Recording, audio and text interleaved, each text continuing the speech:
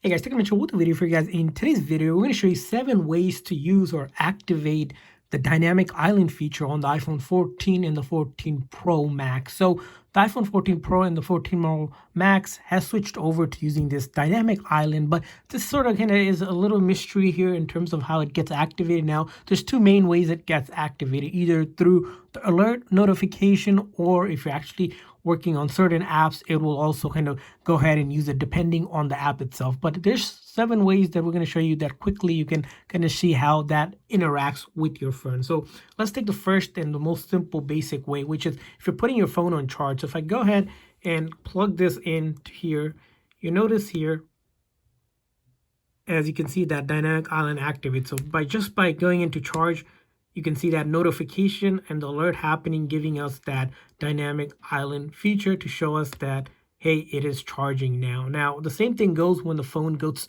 under 20%, it will also give that notification. So that's the quickest way for you to see that dynamic island activate. Now let's move on to the next thing you can also trigger. So let's say you want to see them more in action. If you go ahead and toggle on and off the silent button on your left-hand side here, you notice here ringer on and then ringer off. As you can see, it activates just like that. Now it doesn't do much. You can't really do over here, but you can essentially kind of go ahead and play around with it just like that. So that's another way for you to check it out. Now let's move on to the next one, which is, let's say you're getting an airdrop. So we'll get an airdrop on the phone right now. So let's go ahead and get an airdrop from one of our friends here. So we're waiting for them to airdrop us. So as you can see, they airdrop something.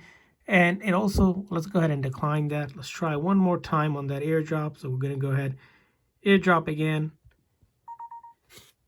And again, if we accept, as you can see, quickly that dynamic thing kind of activates. Now, it's really hard to see. Sometimes you see it, sometimes you don't. If you have to play around with it, but you'll see that. Now, let's move on to the next thing where you can see it activate. And this is going to be around when you get calls, incoming calls. So we'll get an incoming call right now.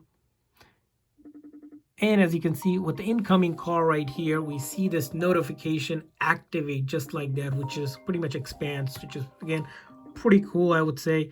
But go ahead and try it out for yourself. Now, let's go ahead and move on to the next one, which is going to be music here. So we're not going to play any music here, but let's go ahead and try to see if we play a music, what happens. And as you can see here, when you try to play the music on a music app, as you can see here, right up the top again, that dynamic island activating. Now you can click on it and then go ahead and do things with it, like go ahead and stop it or kind of open it up again, the app itself. You click on it, and if we click on it, we'll open up the app again, kind of a more interactive way to use the dynamic island. Now let's move on to the next thing. Now we can also invoke it by simply doing something like a voice memo. So let's go ahead and start a voice memo recording. So let's say we want to do something. Now we close out the app. As you can see, the voice memo recording still is going on.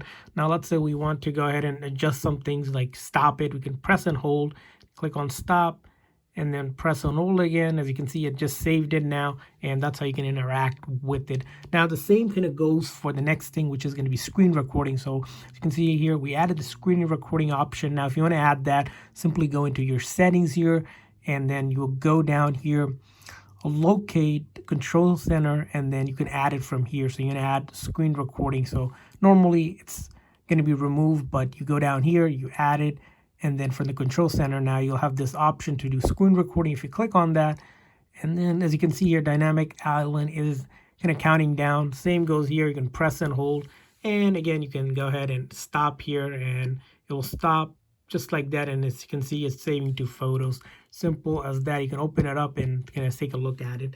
And now let's move on to the next thing, which is if you're connected to your AirPods. Let's see if we can go ahead and connect to our AirPods here. As you can see, we're connected to our AirPods. It's showing our charge here. But let's go ahead and do one more thing here. We're going to go ahead and take one of these out. So if we take one of these out, let's see, and try to play music here.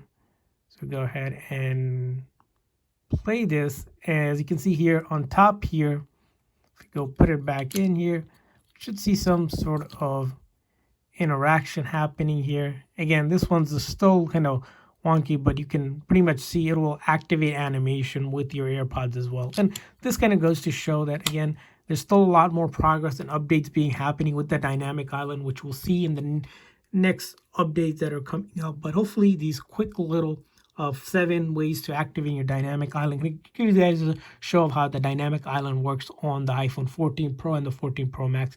And if this video is helpful, please make sure to like and subscribe button. Thanks for watching, guys. See you guys next time.